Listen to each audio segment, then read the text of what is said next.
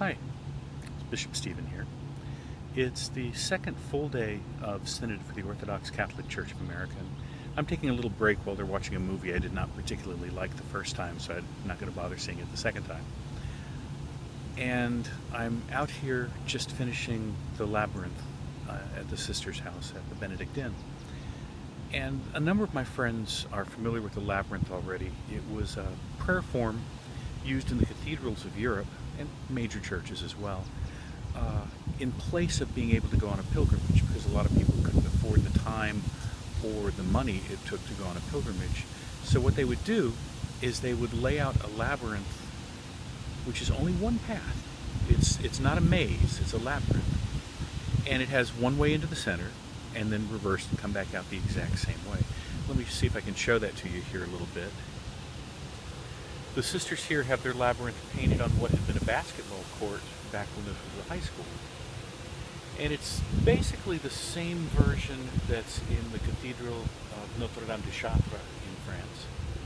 A number of cycles.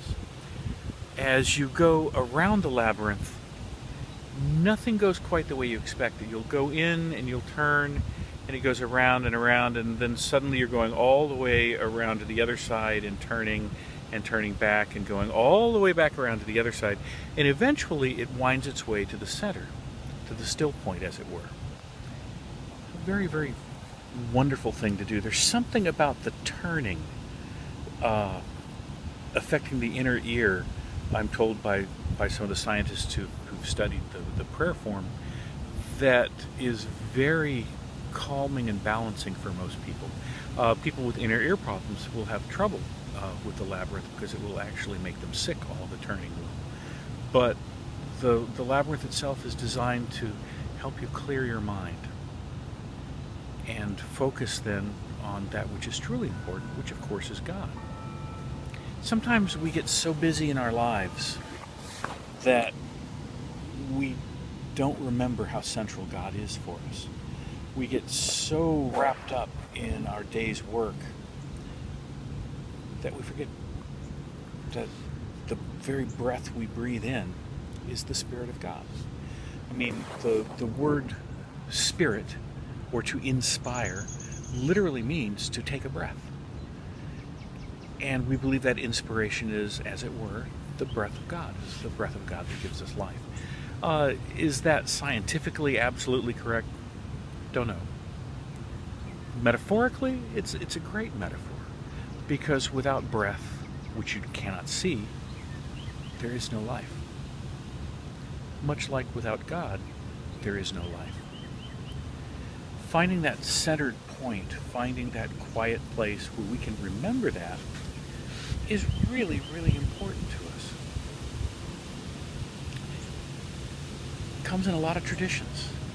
The Buddhists have found that. The Hindus have found that. Christians and mystics have found that.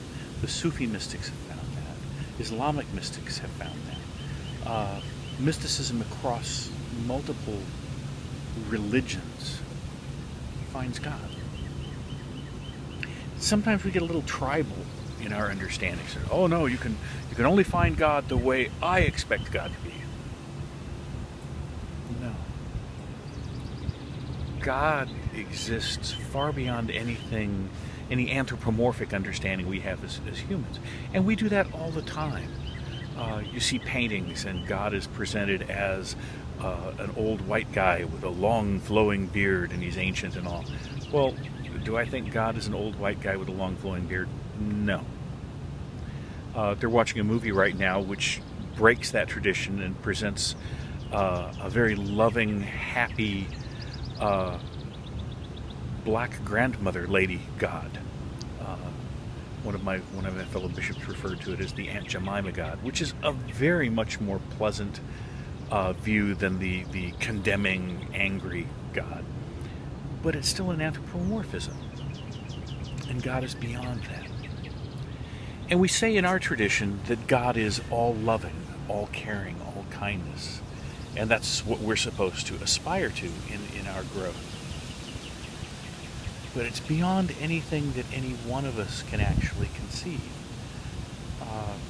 if we could conceive of God, we would probably be pretty close to being as great as God. And maybe someday in our theosis, in our changing, our metanoia, we will be able to reach that point ourselves, where we understand the vastness, the wonder, the forgiveness that is our God. Until then, let's always remember that no matter how bad we've been, no matter what horrible thing we've done in our past, we can change. We can set that aside, ask for God's forgiveness, and it's granted. It's an Orthodox tradition, some of you have heard me say this before, that God would take the devil back tomorrow if the devil only asked. We humble ourselves before our great God and say, God, I'm a sinner.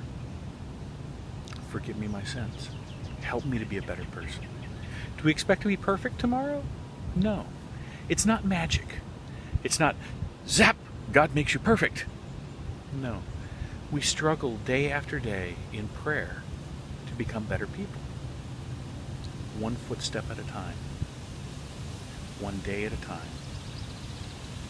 And God's there with us all of the time. When we find that stillness, we see the beauty of the earth around us.